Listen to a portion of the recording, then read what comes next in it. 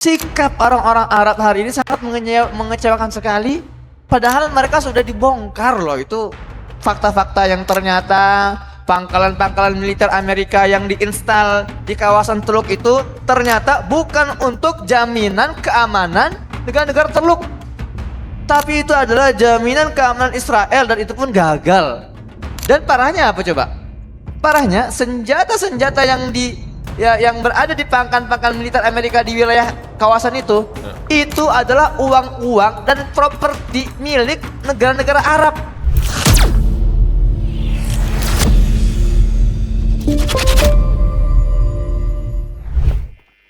Oh, jadi ternyata memang mereka punya siasat seperti itu ya. Jadi buku itu adalah satir sebenarnya. Ya, jelaskan. Satir, seolah memuji padahal sedang mencemooh. Buku itu nggak objektif. Kalau memang dikatakan 100 tokoh paling berpengaruh, di mana Salahuddin Ayyubi di situ misalnya? Di mana Muhammad Al-Fatih? Di mana Al-Firwani? Di mana Khawarizmi? Nggak masuk. Tapi yang dimasukin malah para penjahat-penjahat itu. Mao Zedong yang membunuh berapa puluh juta tuh orang komunis tuh. Kemudian Stalin, Joseph Stalin masuk situ, Lenin masuk situ. Lah, ini buku apa sih sebetulnya sih? Ini buku orang paling berpengaruh atau buku orang-orang kriminal gitu kan? Cuman ada dua sosok muslim yang masuk dalam situ, Nabi Muhammad dan Umar bin Khattab. Bahkan ketika dia menulis tentang Siddhartha Gautama nomor 4, dia bilang apa? Sebetulnya kalau saya pribadi lebih memilih Siddhartha inilah, si Buddha inilah yang nomor 1. Cuman karena dia ini jumlah pengikutnya nggak lebih banyak dari Muhammad, jadi saya letakkan Muhammad nomor 1. Artinya apa? Dia ingin katakan bahwa Buddha ini lebih worth it, lebih valuable dibandingkan seorang Nabi Muhammad SAW. Ini kan jelas-jelas penghinaan buat kita pada dasarnya kan. Hanya memang kita ini mohon maaf, kita masyarakat yang illiterate, nggak suka baca dan nggak memahami apa paragraf demi paragraf yang kita baca paling tidak. Oke. Ini berarti memang teguran buat kita sama-sama ya guys ya. Kita harus lebih banyak membaca, memahami konteks ya. Kadang-kadang kita cuma terbawa dengan clickbait dan juga judul. Udah dapat kesimpulan dalamnya ya. Oke. Now, Syekh, what happening in the war right now? Is there any affecting to the Palestinians? I mean, like, I made some live interview in Instagram this afternoon with Palestinian people, with my friend in Aqsa. He said that Tel Aviv is now devastated. They are like a crumbles, but nobody posting on the social media because forbidden to post any destruction in Tel Aviv. So how do you feel? Are they worth it to have that? I mean, Tel Aviv is now almost like Gaza or things like that. نعم، الحقيقة في البداية لابد أن نعرف ما هو سبب هذه الحرب بين الاحتلال الإسرائيلي وبين إيران. نحن نعتقد جميعا أنه بعد 7 أكتوبر ظهرت قوة المقاومة في المنطقة، وأصبحت المقاومة وظهر للعالم كله وللاحتلال الإسرائيلي ولأمريكا ولكل الغرب أن هناك مشروع مقاومة قوي يستطيع أن يحقق إنجازا حقيقيا في تحرير فلسطين. وهذا جعل الاحتلال الإسرائيلي أولا يشعر بالخطر الوجودي على نفسه. عندما شعر أن المقاومة مقاومة قوية شعر بالخطر الوجودي، فالتفت حوله كل قوى الشر بما فيهم أمريكا لإنقاذ هذا المحتل وإنقاذ هذا الاحتلال الإسرائيلي. Jadi kalau kita bicara tentang konstelasi politik, geopolitik dan eskalasi militer beberapa hari ini, kita nggak bisa memisahkan dari Tufan Al-Aqsa 7 Oktober 2023 ketika dunia dibuat tercengang oleh kekuatan para pejuang Gaza yang menampar wajahnya Amerika dan Israel di kawasan. Dari situ dunia mulai membuka mata, ternyata memang meruntuhkan hegemoni barat itu adalah hal yang possible, memungkinkan. Itu dibuktikan oleh para pejuang Gaza yang tidak mampu ditaklukkan selama 2 tahun lebih, padahal mereka main keroyokan. Ini juga yang akhirnya memotivasi perlawanan lain, Hizbullah, Ansarullah Houthi, dan sekarang Iran semakin semangat untuk menunjukkan kepada dunia bahwa selama ini kita hidup dalam ilusi dan delusi yang diciptakan oleh Barat. Kita dibohongi oleh agenda dan propaganda yang diciptakan oleh Barat. Maka dari itu apa yang terjadi hari ini itu bagian dari efek domino sejak terjadinya 7 Oktober Gaza melawan Israel. لذلك هذه الحرب اليوم مع إيران والاحتلال الإسرائيلي والأمريكان لا تنفصل عما حدث في طوفان الأقصى.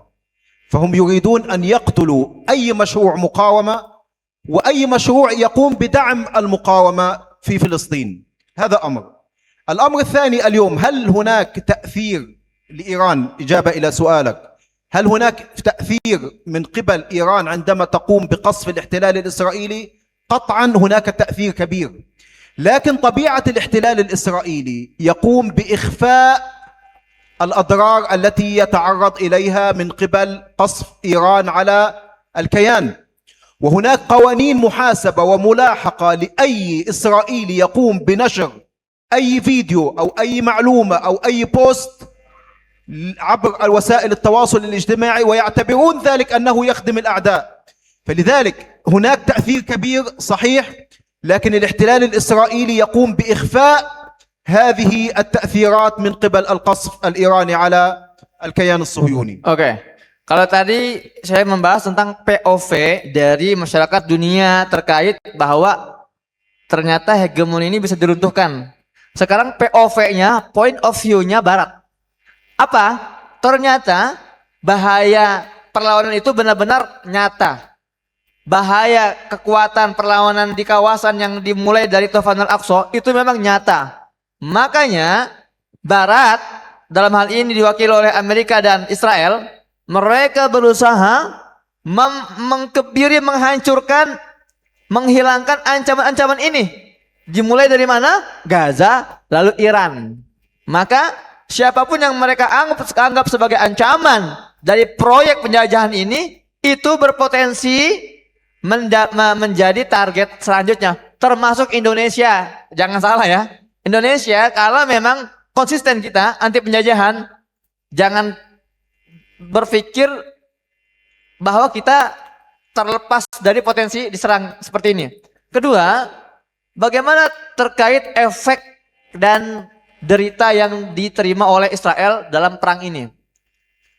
Mereka hancur-hancuran. Banyak korban yang terbunuh. Bahkan kalau salah seorang sumber saya ketika membahas masalah Iran, itu tentara Amerika saja itu yang terbunuh itu lebih dari 3.000 itu. Cuman memang nggak diekspos. Apalagi yang di Israel itu banyak. Tapi memang di Israel itu mereka punya sebuah undang-undang, pasal dalam undang-undang mereka, barang siapa yang mendokumentasikan secara liar kehancuran-kehancuran yang terjadi di wilayah Israel lalu disebarkan, maka minimal orang ini akan dihukum paling tidak 5 tahun penjara langsung tanpa pengadilan. Artinya apa? Mereka sangat menutup, sangat menjaga sekali, memprivate sekali semua kejadian-kejadian yang menimpa mereka. Dengan tujuan apa? Tujuan lagi-lagi adalah propaganda bahwa kami baik-baik saja, kami tidak terdampak, kami tidak terluka dan sebagainya. Tapi ini harus dipahami bahwa memang kehancuran mereka selalu ditutup-tutupi oleh manajemen media mereka yang langsung di bawah kontrol militer IDF Israel. لذلك لا نقول إنه الآن التدمير اللي موجود في تل أبيب تل الربيع مثل التدمير اللي موجود في قطاع غزة، وذلك لأن إيران حسب ما نحن نرى من خلال وسائل التواصل ومن خلال الأخبار تتبع سياسة في موضوع القصف على الكيان. أولا هي تقوم بقصف القواعد الاستراتيجية للاحتلال الإسرائيلي، قواعد عسكرية. الأمر الثاني هي تقوم بقصف الأدوات التي تساعد الاحتلال على الرؤية، فمثلا تقصف الرادارات التي تعين الاحتلال الإسرائيلي في كشف الصواريخ. لذلك لو رأينا من بداية الحرب حتى الآن نسبة اعتراض الصواريخ في البداية لم تكن مثل نسبة الاعتراض في هذا الوقت. استطاعت إيران أن تضرب الرادارات والأماكن التي من خلالها يستطيع الاحتلال الإسرائيلي كشف الصواريخ. فهناك سياسة عند إيران، أولا ضرب المواقع الاستراتيجية، وأيضا ضرب رادارات الاحتلال التي تقوم بحمايته في هذه البلاد. Oke. Tapi teman-teman, ketika kita bicara masalah kehancuran, jangan dibayangkan kehancuran Israel seperti kehancuran Gaza gitu ya. Enggak sama. Israel ketika membombardir Gaza, mereka membombardir secara sporadis. Sekolah, rumah sakit, tempat-tempat umum, masjid, semuanya. Tapi Iran ini kan juga terbatas ya, terbatas amunisinya. Maka mereka mentarget lokasi-lokasi strategis seperti pangkalan-pangkalan militer, pangkalan udara militer, radar yang tadi saya sebutkan di awal, radar-radar yang selama ini menjadi kekuatan utama roket-roket Iron Dome. Iron Dome ini apa sih? Ini adalah sistem pertahanan rudal milik Israel. Ada dua, David Sling, satu lagi Iron Dome. Kedua ini nggak berjalan atau nggak berfungsi dengan baik kalau radarnya itu hancur. Nah, Iran itu mereka mentarget radar ini. Makanya kalau kita melihat roket-roket Iran di awal perang melawan Israel dengan hari ini itu beda pemandangannya. Di awal-awal kan banyak intercept ya. Perang di udara nih. Roket datang, intercept datang. Bom. Tapi sekarang nggak seperti itu. Sekarang dari berapa puluh roket yang datang dari Iran, 1-2 doang yang bisa intercept. Artinya apalagi Iran mulai memperkenalkan hari demi hari roket-roket barunya. Ada roket An-Qudiyah, ada roket Khaybar, ada roket Sijil, ada roket Homer Shaher. Banyaklah jenis-jenis roket, jenis-jenis varian roket Iran ya untuk menemani keseharian para pemukim ilegal Yahudi di Tel Aviv terutama. satu جملة. لكن الآن لو نظرنا إلى سياسة الاحتلال الإسرائيلي في الحرب، أقول لكم يا إخوان أن هذه سياسة الاحتلال سياسة قذرة. انظروا ماذا فعل في غزة. كم طفل قتلهم الاحتلال الإسرائيلي في حرب الإبادة؟ 20,000 طفل. كم مدرسة دمرها الاحتلال الإسرائيلي؟ كم مسجد؟ كم مستشفى؟ دمر قطاع غزة. نفس الأسلوب يستخدم الاحتلال الإسرائيلي الآن في إيران. أول ضربة على إيران ضربها الاحتلال الإسرائيلي على مدرسة للبنات، قتل فيها ما يزيد عن 150 طالبة من طالبات هذه المدارس. فلذلك انظروا إلى الأهداف التي يستخدمها الاحتلال الإسرائيلي. يستخدم الأهداف المدنية أينما بدأ حرب. بدأها في غزة استخدم المدنيين، وبدأها أيضا في إيران استخدم المدنيين وقتل المدنيين. هذا احتلال غير محترم، غير شرعي، ولا يحترم القوانين الدولية. Dan satu hal lagi yang perlu kita fokuskan itu adalah metodologi penyerangan Zionis yang keji, kejam, tak beradab, ilegal, yang melanggar undang-undang internasional. Sebagaimana mereka lakukan di Gaza. Mereka menyerang sekolah-sekolahan, mereka menyerang tenda-tenda pengungsian, mereka menyerang masjid-masjid. Di Iran pun sama. Serangan pertama Israel ke Iran adalah sebuah sekolahan milik anak-anak SD di Iran yang saat hari itu terbunuh sekitar 150 siswi SD di Iran.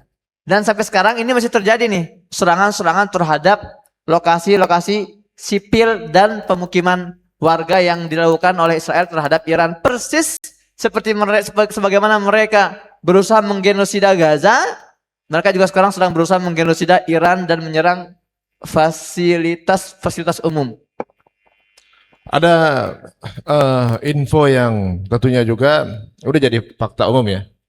Kalau nggak salah Iran itu disuplai persenjataan dari Cina, persenjataan dan juga radar itu dari Cina kalau nggak salah. Sedangkan di sisi lain baru ada kabar peledakan infrastruktur energi itu justru Amerika dibantu teman-teman saudara-saudara kita juga gitu yang ada di Middle East. Ini agak kontradiktif gitu ya. Kita sepertinya Islam ini punya isu dalam persatuan kan? Jadi gini, saya tadi pagi bikin konten tentang cara kita mengambil ibroh, mengambil pelajaran dari perang ini. Saya akan mengutip lagi yang sering saya kutip di channelnya Mas Ari, perkataan Socrates yang juga dikutip juga oleh Eleanor Benjamin Roosevelt. Dia bilang gini, Socrates pernah bilang gini, strong mind discuss ideas, average mind discuss events, weak mind discuss people. Pemikiran yang kuat, pemikiran yang besar itu bicara ide. Pemikiran yang standar bicara peristiwa. Pemikiran yang rendah, yang lemah bicara sosok tokoh. Nah, kita sekarang nggak mau menjadi otak-otak yang rendah atau yang average ketika melihat peristiwa ini. Kita nggak mau fokus di sosok-sosoknya. Netanyahu, kemudian Trumpnya, jangan. Jangan kita terjebak dalam pembahasan personal. Jangan juga kita selalu disibukkan oleh peristiwa-peristiwa itu. Tapi mari kita fokus pada ide. Ide apa sih? Ketika misalnya tadi saya bicara tentang hilangnya Netanyahu dalam peredaran gitu ya, seperti sabu-sabu gitu peredaran bahasanya. Kita bicara idenya, ada apa idenya? Termasuk perang ini apa yang mau kita ambil ide itu? Maka saya bilang gini di konten tadi pagi itu, Bapak Ibu semua, perang seperti ini bagi kita adalah sekolah. Kita belajar melihat metodologi Amerika dan Israel yang selama ini mungkin kita hanya membaca di buku-buku sejarah. Betul gak? Sekarang kita melihat langsung nih, apa ide-idenya? Contoh, ciri khasnya Israel itu adalah framing dan Amerika. Makanya beberapa hari ini kita dihebohkan oleh serangan roket ke misalnya kilang minyak Arbil di Irak. Kemudian serangan ke bandara komersilnya Kuwait. Nah, ternyata pihak Garda Revolusi Iran itu membantah mereka menyerang lokasi-lokasi itu. Artinya apa? Itu lokasi-lokasi itu diserang oleh Amerika sendiri. Framing. Untuk apa? Untuk menarik masuk agar negara-negara Teluk ini menyerang Iran. Dan itu yang terjadi hari ini. Pusat atau fasilitas energi Iran ya di Bushehr itu diserang hari ini, dan setelah diinvestigasi, saya baru dapat nih sekitar setengah jam yang lalu datanya. Garda Revolusi Iran markas Khatamul Anbiya, ya maksudnya markas militer Iran itu mengkonfirmasi bahwa serangan tersebut tidak hanya dilakukan oleh Amerika, tapi ada campur tangan Uni Emirat Arab dan Arab Saudi. Maka militer Iran langsung mengeluarkan statement lagi bahwa kami mulai hari ini tidak akan segan-segan menyerang dengan roket-roket kami sumber serangan itu. Artinya mereka akan juga menyerang fasilitas energi di Uni Emirat Arab dan di Arab Saudi. Jadi jangan salahkan kami, salahkan kenapa kalian ikut menyerang kami, itu intinya. Oh, berarti bisa naik eskalasinya nih. Jadi eskalasi perang Teluk. Kalau emang iya, berarti ini kan keinginan dari Amerika dan Yahudi kan. Mereka kepingin perang Teluk nih sesama bangsa Arab, sesama Muslim ini perang. Kepengen kan gitu. Ya. Bisa terjadi dong nih. Bisa jadi. Itulah kenapa memang sangat mengecewakan. Sikap orang-orang Arab hari ini sangat mengecewakan sekali. Padahal mereka sudah dibongkar loh, itu fakta-fakta yang ternyata pangkalan-pangkalan militer Amerika yang diinstal di kawasan Teluk itu ternyata bukan untuk jaminan keamanan negara-negara Teluk. Tapi itu adalah jaminan keamanan Israel, dan itu pun gagal. Dan parahnya apa coba? Parahnya senjata-senjata yang berada di pangkalan-pangkalan militer Amerika di wilayah kawasan itu, itu adalah uang-uang dan properti milik negara-negara Arab. Dipakai untuk perang melawan Iran. Termasuk yang sekarang lagi heboh apa? Jepang. Jepang kan lagi mau ditarik nih roket-roket Patriotnya. Meskipun itu memang Jepang membeli dari Amerika kan. Tapi karena Amerika merasa dia preman dan dia merasa punya kuasa, ya udah, Jepang sini dulu deh. Roket-roketnya saya mau pakai untuk menyerang Iran. Jadi kan lucu.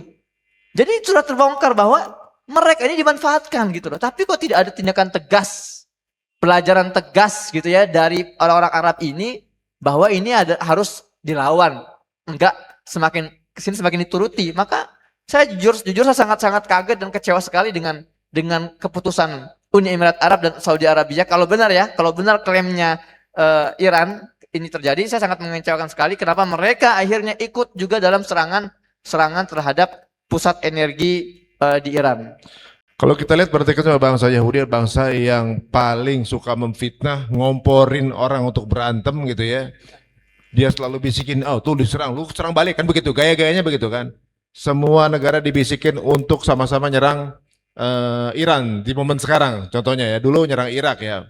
Ini contohnya ya, awalnya kita lihat dari profil Netanyahu sendiri kan gitu. Bagaimana dia suka sekali memfitnah dan mengadu domba sesama muslim untuk saling menghancurkan gitu.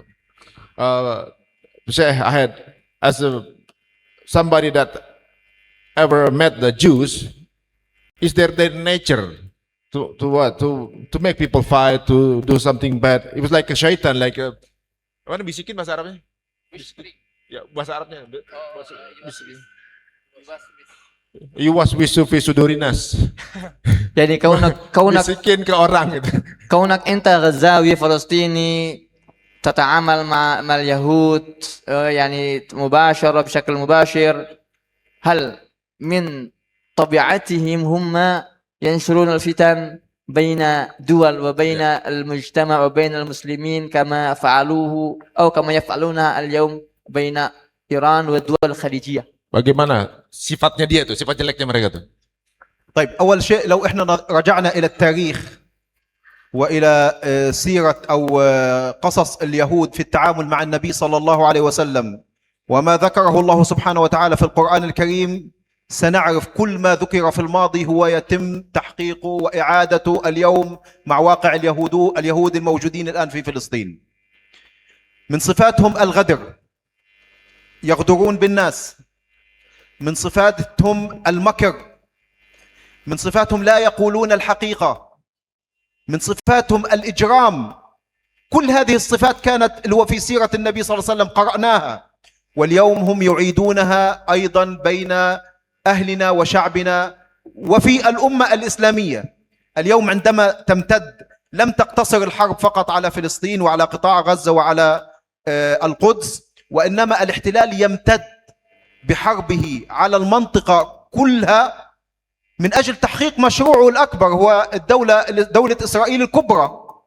لأنه اليوم هو يعتبر نفسه حقق إنجاز في غزة ويريد أن يكمل مشروعه الذي يحقق سياسته، هي إسرائيل الكبرى التي تمتد في مصر، في الأردن، في السعودية، في العراق، في تركيا، كل هذه المناطق. كيف يحقق ذلك الاحتلال الإسرائيلي؟ بصفاته السيئة التي قرأناها في السيرة النبوية. Jadi kalau kita mau bicara tentang sifat-sifat Yahudi, kita hanya perlu melihat saja ke belakang sejarah mereka dalam sirah Nabawi, dalam Al-Quran, dalam hadis. Itu berbanding lurus, sama. Bagaimana mereka punya sifat misalnya ghadar, artinya apa? Curang. Kemudian mereka punya sifat yang namanya makr, konspiratif. Artinya apa? Manipulatif. Mereka juga punya sifat berbohong, menutupi kebenaran. Sifat-sifat ini yang disebutkan dalam Al-Quran, dalam hadis, dalam sirah, ini sedang dipertontonkan oleh mereka di hadapan kita hari ini. Makanya anak-anak muda, antum ikuti baik-baik, antum analisa baik-baik peristiwa hari ini. Karena kalian tidak sedang membaca buku sejarah, tapi kita semua sedang menjadi saksi sejarah itu sendiri.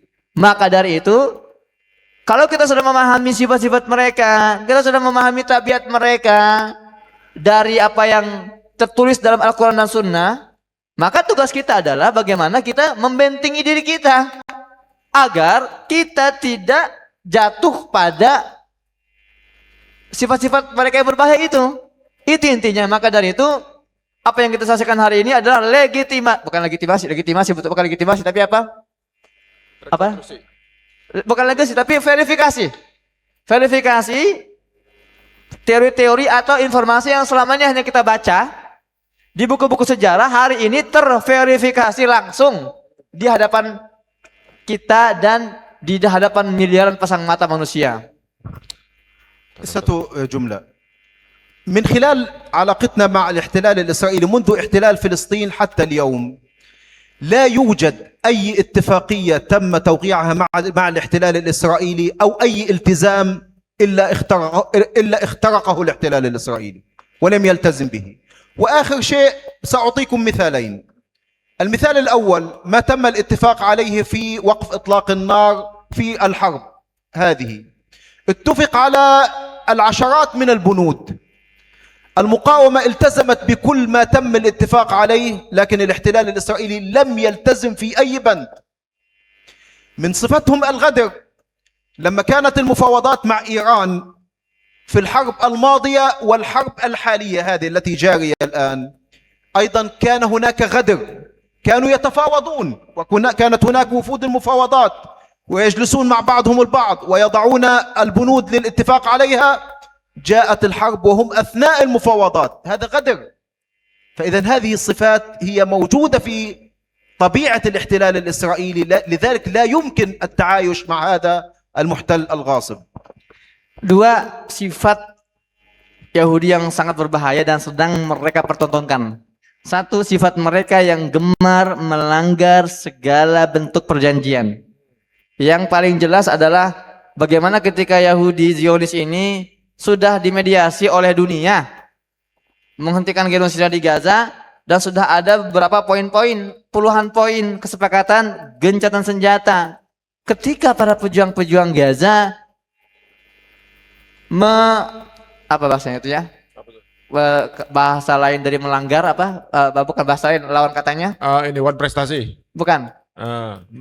Ini saya kelamaan di Gaza lupa. Mengingkari. Bukan lawan kata melanggar itu apa? Patuh itu. Iya. Artinya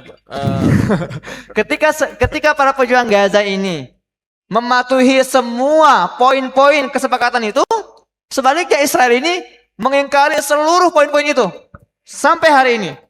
Yang kedua, sifat curang mereka, sifat licik mereka. Ghadar itu artinya licik.